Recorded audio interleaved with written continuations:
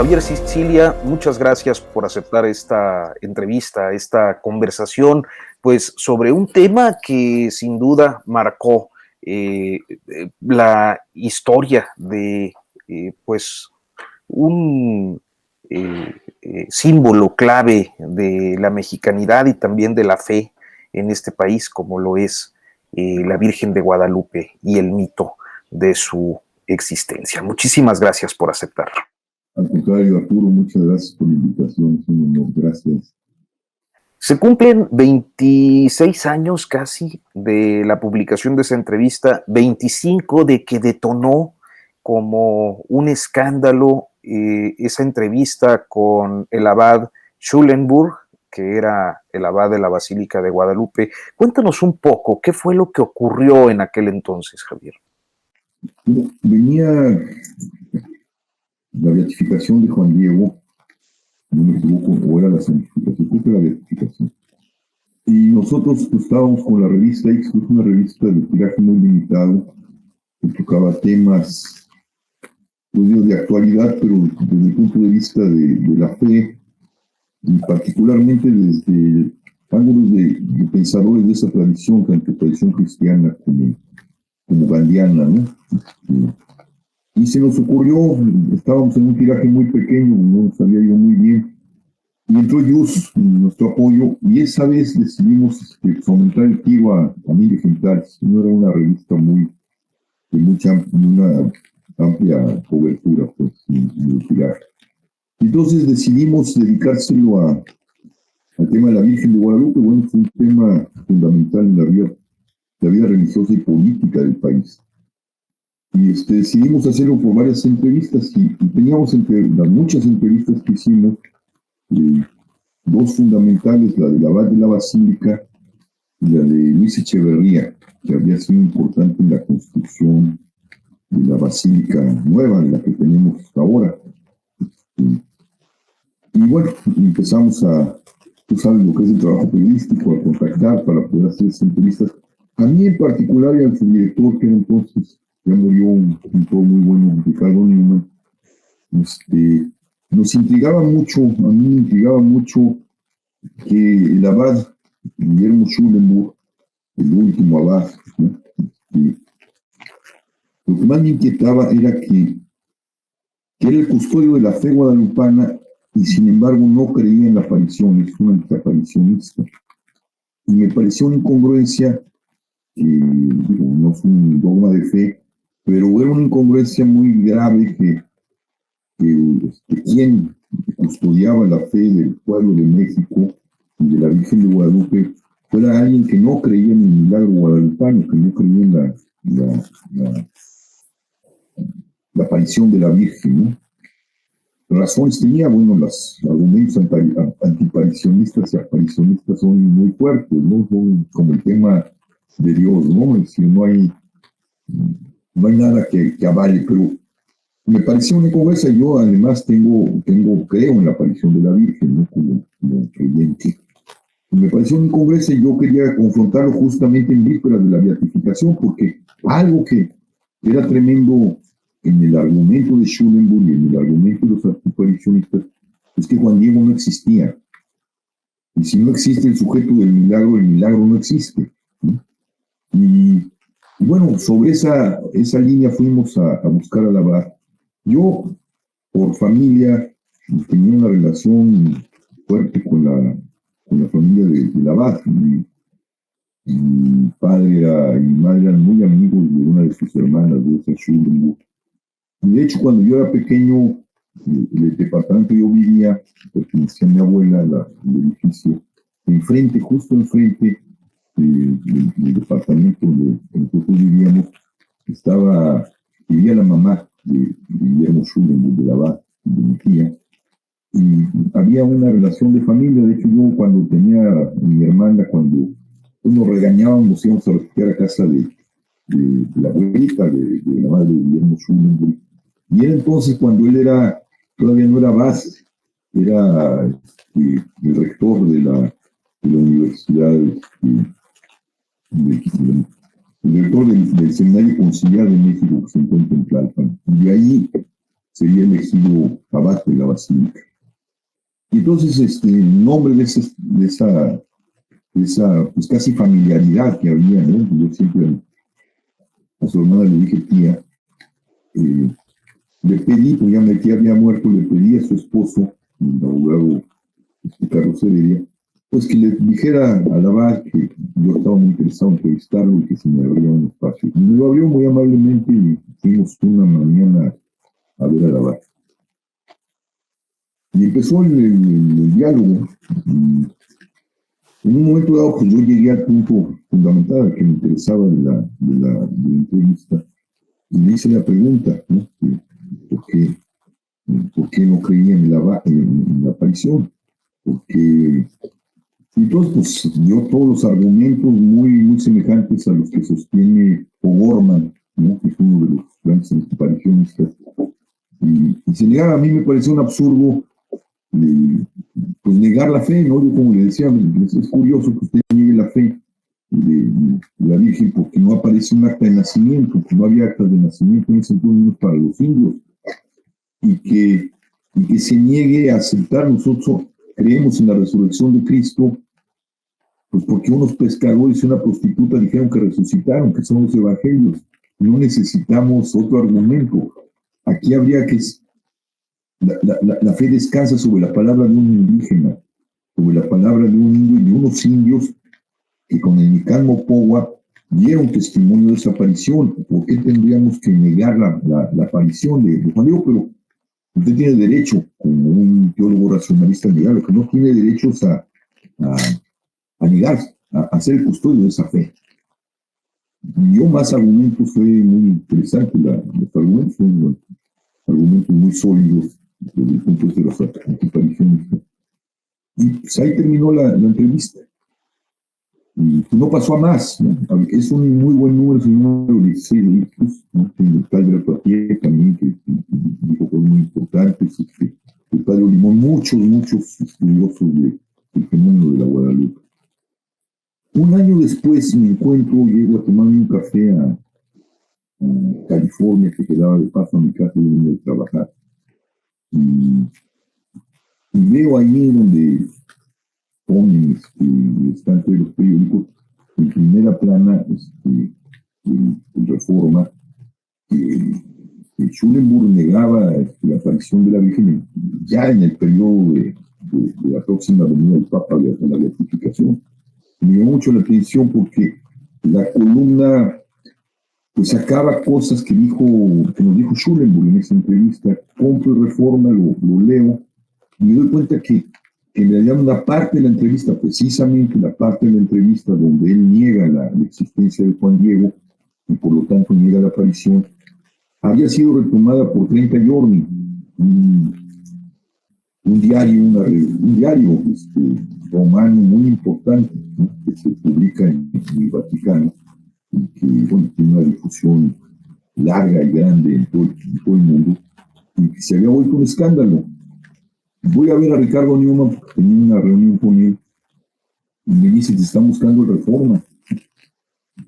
Y no sé qué hacer. Le dije, no, pues aquí está la entrevista, aquí está el problema. Me dice, porque yo no sé qué responder, no sé qué sucedió. Y yo, pues aquí se lo publicaron, pues que 30 años publicó, el Reforma reproduce. Y yo creo que se enteró el Reforma que nosotros hicimos entrevista. Hablé con el Reforma. Bueno, me hablaron otra vez a casa de Ricardo, y le digo, pues sí, nosotros fuimos, yo creo que lo que deberían de hacer por la banda es publicar la entrevista entera, nosotros se la cedemos, porque pues está descontextualizada, si eso es lo que dijo, pero dijo otras cosas más, ¿no? Pues habría que darle la suficiente voz a Guillermo Schulenburg para que diga. Y no sé si la publicó después en Reforma completa, pero en ese inter ya empezó el escándalo muy fuerte, muy duro, no solo a nivel mediático, sino dentro de la iglesia mexicana y de la iglesia mundial, que era un momento muy importante dentro de la fe católica. Y me habla en ese momento Schulenburg, ¿no? Y me dice, ¿qué está pasando? Y le digo, pues dígamelo usted. Nosotros publicamos entrevista hace un año, no tuvo repercusión, y ahorita también nosotros estamos enterando que 30 Yolis, sin pedirnos permiso ni nada, la está publicando contextualizada. Usted debería saber qué está pasando, yo no lo sé. Mi hijo es Norberto. Y bueno, se equivocó el teléfono. Monseñor, creo que debe hablarle al arzobispo, al cardenal. Y bueno, se volvió un pleito, una disputa que terminó por ganar precisamente el cardenal Norberto Rivera, y pues salió con la renuncia de Guillermo Schulenburg y el control por parte de la diócesis de la basílica, ¿no? Ya no hubo abad, ya no hay abad, hay un rectorado, creo, y está bajo el control control no solo de la fe misma, sino el control de los dineros, porque la basílica deja mucho dinero de la diócesis, ¿no? De la diócesis de México. Sí. Pregunto cuál es cuál era digamos, el grado de independencia de un abad como para ser objeto de una, pues, vendetta política como la que él señalaba en Norberto Rivera. Y había elementos ahí muy digamos, un asunto de tipo político-clerical, ¿no? Guillermo Schulenburg había agarrado tal poder que la basílica ya era casi su propiedad, ¿no? Y hubo el intento en ese momento, estaba el intento de dividir la diócesis de la Ciudad de México, porque es muy grande, la querían volver partir en varias diócesis. Y Guillermo Schulenburg quería ser el obispo de esa diócesis, es decir, pasar de ser una abadía a volverse una diócesis. Y eso, bueno, aquí se monta los intereses clericales, los intereses económicos con la teología guadalupana. Si hacía eso desde el punto de vista teológico, si Schulenburg lograba que la abadía se convirtiera en una diócesis, se fracturaba la teología guadalupana, el mandato de Guadalupe, y caminaría hacia el lado de la tesis antiaparicionista. El mandato de Guadalupe es que fuera a ver al obispo de México, a Zumárraga. El custodio de la fe, en realidad, es la diócesis, es la descendencia obispal. Si Schulenburg lograba hacer el nuevo, si se partía la diócesis y lograba hacer el primer obispo de esa zona, sería el último abad, y el obispo que tendría el control de la abadía sería él, que fracturaba el tema teológico, el tema del mandato guadalupano. Eso estaba de fondo. Bueno, así estaba de fondo, pero en el fondo lo que estaba eran los intereses económicos que deja la basílica. Sobre todo conociendo a Norberto, que es un hombre muy torcido. No estoy defendiendo el abad, ¿no? El abad también fue un príncipe de la iglesia con intereses económicos muy fuertes y que se enriqueció ampliamente con la abadía, ¿no?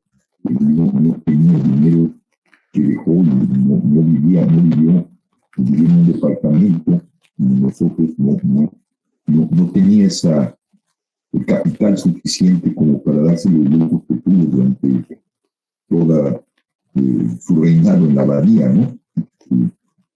Y pues ahora ese dinero pues lo controla, ya no lo controla Norberto, porque Norberto ya está en retiro, sino el nuevo obispo, ¿no? Eso es lo que se atraviesa muchas cosas, la teología guadalupana, el mandato de la Virgen, y los intereses económicos de la abadía, que deja mucho dinero. En este escenario hablas de una entrevista con Luis Echeverría. ¿De qué iba? ¿Cuál era el papel del presidente Echeverría? Mandato en la administración de Echeverría y se sabe que Echeverría metió mucho dinero, ¿no? Porque pues hay que entender que el símbolo de la Guadalupe, como lo dice Lorado en esa entrevista, es importante para el Estado, que ahí se posiciona la fe y la unidad nacional, por lo menos hace mucho tiempo, la unidad nacional, más que estaba en la bandera o en el país, estaba en la Virgen de Guadalupe, que es la gran sincretismo que permite este maridaje entre el pueblo indígena y el pueblo español y la fundación de México. Y a mí me intrigaba cuáles eran los intereses de la masonería en la construcción de esa basílica y en los intereses de la basílica. Entonces dijo, hay que entrevistar a Echeverría. Logro la entrevista, me las da, y vamos a su casa, justamente después de haber entrevistado a Schulenburg. Y entonces Ricardo Newman, que no sabía mucho de periodismo, en lugar de ir calentando la entrevista para llegar al punto fundamental que nos había llevado a entrevistar a Echeverría, abre con la pregunta diciéndole a Echeverría cuáles son las relaciones de su mandato, la masonería, con la construcción de la basílica y con los intereses de la Virgen de Guadalupe. Y en ese momento Echeverría dijo, no les doy entrevista, se acabó. Pasó el tiempo, nos fuimos, platicamos de otras cosas, y después de, cuando sale, después de la entrevista, se destapa el escándalo de Schulenburg por la negación de la vida de la notificación de Juan Diego, me llaman y me dicen que quiero invitarlo a desayunar. Yo fui a verlo a mí, Echeverría, y tengo, bueno, un país entero le tiene reservas por todo el 68, por cosas. Yo me fui, pues porque me interesaba qué quería decir en relación con eso. Y me acuerdo que abre la puerta, esta vez no me abrió su etiqueta de soldados que lo cuidaban, me abre directamente. Y lo primero que me dice, me dice de la que me salvé. Y pues mi respuesta fue, usted es mejor político que Guillermo Schulenburg. Platicamos de muchas otras cosas. No quiso entrar en los temas, aunque ya no había grabadora, no quiso entrar en el tema de la Guadalupe. No sé cuál sería su pensamiento frente a esto. Me hubiera gustado saberlo. Me hubiera sido gustado saber estos nexos entre la Iglesia y el poder del Estado, pero fue en ese momento, la construcción de la nueva basílica. Javier, en esta historia, ¿cuál fue la consecuencia? ¿Hubo alguna repercusión para ti tras la difusión masiva de esta entrevista? ¿Y cuál fue la consecuencia en su caso para Schulenburg? Tuvo que renunciar, irse, ¿no? En mi caso fue una confrontación muy dura con Norberto Rivera, porque en un momento dado, bueno, es otra parte de la historia, cuando están documentando para poder presionar y pedirle a Guillermo Schulenburg que se vaya todavía y que le sea grabado. Me llama una mañana y me dice, oiga, usted tiene las cintas de la grabación. De hecho, esas cintas me las intentaron comprar mucha gente, ¿no? Una oferta de dinero fuerte, era lo que es Dóriga, si no me equivoco. Y me dijo, ¿cuánto las vendes? Y digo, no se venden las cintas, ¿no? Guillermo Schulenburg nos dio la entrevista para una revista impresa. Ahí está lo que dijo Schulenburg en esa revista. Yo solo usaré las grabaciones si el abad se desdice, ¿no? Porque es verdad lo que está dicho ahí. Mientras pues están guardadas en el archivo, no se van a publicar. Entonces me llama Norberto y me dice, ¿tiene las cintas usted, verdad? Y digo, sí, por supuesto, una entrevista grabada, pero pues las quiero, porque me están pidiendo el Vaticano, me están solicitando las cintas, ¿no? Toda la documentación que lo lleva justamente a esta negación, que es muy mal vista por el Vaticano, y están pidiendo toda esa documentación. Entonces, le digo, cometí el error de decirle que sí. Entonces hablo con Ricardo Newman y hablo con entonces con Reynoso, que era el del Just, el que patrocinaba la publicación de la revista. Y me dicen, usted está idiota, ¿no? ¿Por qué le vas a dar esas entrevistas si hay intereses muy oscuros por parte de Norberto, ¿no? Ya es un pleito de ellos. Entonces yo muy ingenuamente dije, pero oye, lo está pidiendo desde mi catolicidad, lo está pidiendo el cardenal. Sí, dice, pero incluso jurídicamente tú no debes nada. Si te las pidiera realmente tu obispo, pues podrías entrar en este conflicto, y tu obispo es Reynoso en ese momento, lo dijo en Morelos, en Cuernavaca. Y bueno, pues ya le dije, lo único que nos queda es pues que yo le hable y digo que me precipité y que el consejo de editorial no quiere que entregue esa cinta. Y entonces interviene Reynoso y me dice, mira, evitemos un conflicto. Entreguemos las cintas, pero eso sí, pídele a Norberto que te firme un papel donde se compromete a no divulgarlas, a entregarlas a quien solicita, a la Santa Sede. Ricardo se negaba, estaba muy renuente a eso, pero terminó por aceptar. Pues llegamos a ver a Norberto y le dijimos, bien, aquí están las cintas, pero la condición es que usted firme esto. Ya llevábamos un documento preparado diciendo que usted se compromete a no entregar estas cintas más que el 60C, que no vaya a ser un mal uso de las cintas, porque no nos interesa defenestrar desde nuestro punto de vista ni hacerle daño a Guillermo Schulenburg. Este es un pleito entre ustedes, es un pleito que nosotros nos repugna, además, ¿no? Porque los intereses están de fondo, no nos agradan. Y lo firmó muy enojado, muy a regañadientes. El problema es que tiempo después voy a dar una conferencia a San Luis, estoy en la mañana ahí tomando un café antes de tomar el avión para regresar a México, a la Ciudad de México, después de venir a Cuernavaca, cuando veo a López Dóriga y pasa las cintas, ¿no? Para seguir defenestrando al. Entonces sí le hablé a Laval y le digo a Norberto que era un canalla, que cómo se atrevía a eso, y que además ese era el cardenal, no podía hacer ese tipo de cosas. Y nos llevó a un largo conflicto que nunca terminó, ¿no? Nunca terminó, porque además, después de eso, pues empezó a atacar mucho a Alberto Apier, porque se cruza también con el asunto de los legionarios de Cristo y de Marcial Maciel, y también entramos en un conflicto muy, muy duro en las páginas del proceso, ¿sí? Entre Laval, no Laval, el cardenal Norberto Rivera y yo, ¿no? Y pues un distanciamiento muy fuerte de la jerarquía de mi parte, ¿no? Y la jerarquía también tampoco lo veré con muy buenos ojos, y mucho menos gente como Norberto, ¿no? Javier, ¿qué pasó? ¿Cómo acabó sus días Guillermo Schulenburg? Yo recuerdo por ahí haber visto que estaba pues en algún tratamiento psiquiátrico, o algo así muy oscuro después de como un proceso represivo ahí en la iglesia a este señor. Mira, no lo sé bien. Él tenía una casa en Tabachines, le gustaba mucho, vivía muy cerca de Tabachines, del otro lado. Él vivía en el club de golf, tenía una casa, bueno, tenía una casa en la Ciudad de México, y tenía su casa, no sé si qué más propiedades, pero tenía una gran casa en el club de golf. A él le gustaba mucho jugar golf, y se retiró hasta donde sea, en esa casa.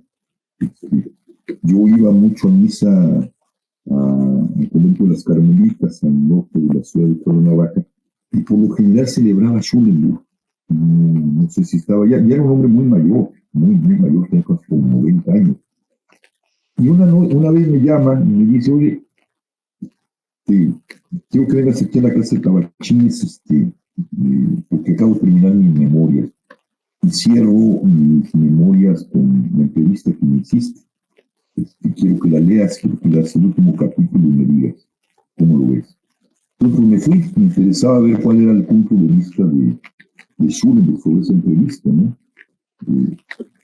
Llegué, estaba ahí en su sala y estaban unas copias que me la mandaron en imprenta de las memorias, y me las entrega el último capítulo y lo leo ahí en su casa, y pues me decepcionó. Yo pensaba que iba a discutir esa entrevista, bueno.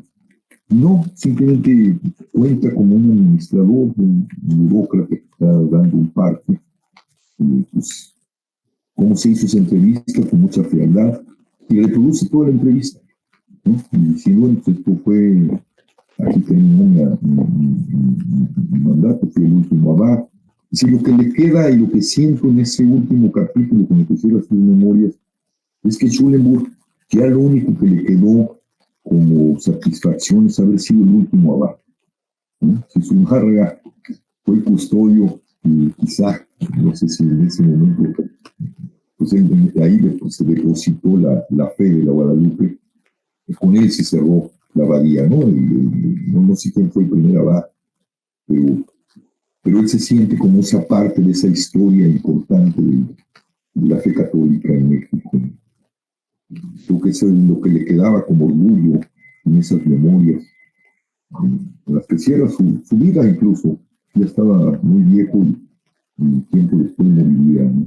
Y tenía problemas de corazón, problemas cardíacos, bueno, los problemas vinculados con las vejeces largas, ¿no? Javier, a 25 años, un cuarto de siglo de distancia, y bueno, pues, ¿quién se impuso en todo esto? ¿Fue Norberto? Hay todo un nuevo desarrollo en torno a la basílica, hay un San Diego ya hecho santo y una fe que parece no, pues, decrecer a pesar de aquello.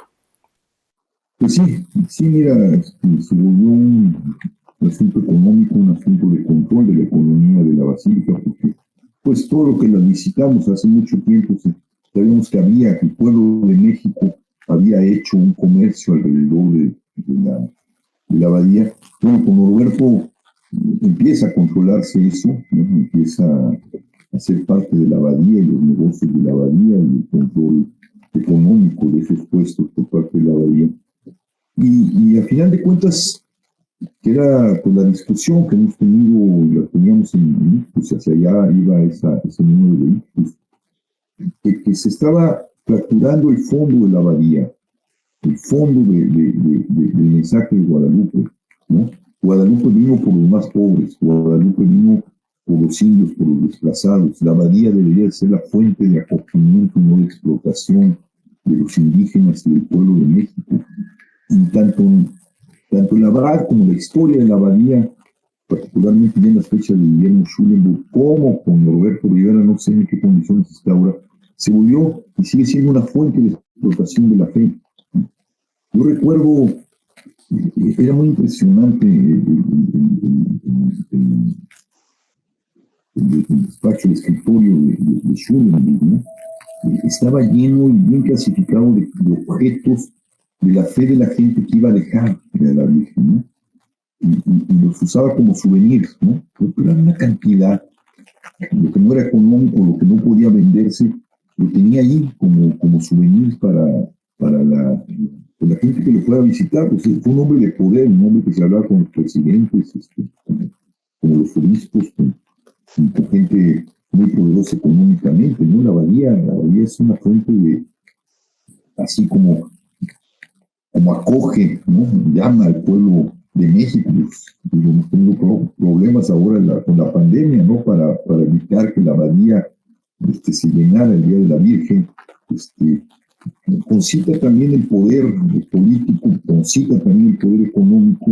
Es una fuente de poder tremenda, pero nunca ha servido para el mensaje de Guadalupe. Ha servido para lo contrario, para explotar la fe del pueblo, ¿no? Y esa era nuestra discusión más profunda con el abad, y esa era mi discusión con Norberto, ¿no? Usted se va a quedar con la abadía, pero no le va a devolver la abadía al pueblo de México, lo va a seguir explotando, cosa que siguió haciendo. Y es muy grave, porque cuando uno lee Nicandro Pogua y ve la relación de la Virgen con el indio Juan Diego, y lee el mandato de la Virgen a Juan Diego como mensajero al poder eclesial de entonces, y a través del poder eclesial de entonces al poder político de entonces, pues no ve nada, no ve un reflejo de ese mandato de la Virgen y la abadía, ¿no? Ve una fe explotada, una fe utilizada a partir de Nicandro Pogua, ¿no? Y eso es muy doloroso para el pueblo de México, y es muy doloroso también para los creyentes, ¿no? El mensaje de Guadalupe, porque Guadalupe es una de las vírgenes de las apariciones más hermosas. Generalmente todas las vírgenes se les dan apariciones Lourdes, Fátima, son vírgenes apocalípticas, hablan de la destrucción, hablan del final de los tiempos, son muy condenatorias. Y Guadalupe es una aparición de una virgen tan tierna, tan amorosa, tan madre, por eso se enquistó en el corazón, en la fe de este pueblo, ¿no? Le habla a los más desfavorecidos, es su abogada, es su garante frente a la explotación, frente a la maldad, frente a las formas terribles con las que el virreinato se impuso. Y es terrible que esa fe en la que está depositada en este pueblo sea traicionada por intereses económicos y de gobierno. Hablamos de intereses económicos y en cuanto a los intereses políticos, Javier. Pues los intereses políticos es eso, la Virgen, la Virgen no se toca, ¿no? Lo dice, creo que la va en la basílica, ¿no? Es decir, si la Virgen le pasara algo, el pueblo estallaría. Entonces hay un maridaje alrededor de la Virgen de Guadalupe entre el poder eclesial y el poder político, ¿no? Es la gran bisagra de esos dos poderes que no han servido para servir al pueblo de México, a servir al mandato de Guadalupe, ¿no? Entonces, por eso era tan interesante la entrevista con Echeverría, ¿no? ¿Cuáles son los intereses y por qué les es tan importante a ustedes, que no son creyentes, la Virgen de Guadalupe como símbolo de la nación? ¿Por qué la pregunta era sobre la masonería, Javier, con Echeverría? ¿Había esta idea de que era masón y de que... Sí, no mantenía la idea de que era masón, ¿no? Echeverría era masón. Y fue curioso que cuando se le pregunta eso, en lugar de decir Echeverría, yo no soy masón, y el asunto va por acá, rompe el diálogo, dice, no voy a dar una entrevista, no voy a hablar de eso. Entonces, gente dice que Echeverría no es masón, no lo sabemos, pues, ¿no? Hay una tradición en la tradición de los jefes de Estado del PRI, no sé hasta qué época, pero que tuvieron vínculos con la masonería muy profundos, ¿no? No sé hacia dónde quería ir Ricardo Newman con estas preguntas, pero sí me llama mucho la atención que Echeverría se sintiera así como amenazado con esa pregunta. La verdad que interrumpe, simplemente no interrumpe, no da una respuesta, no da la entrevista, ¿no?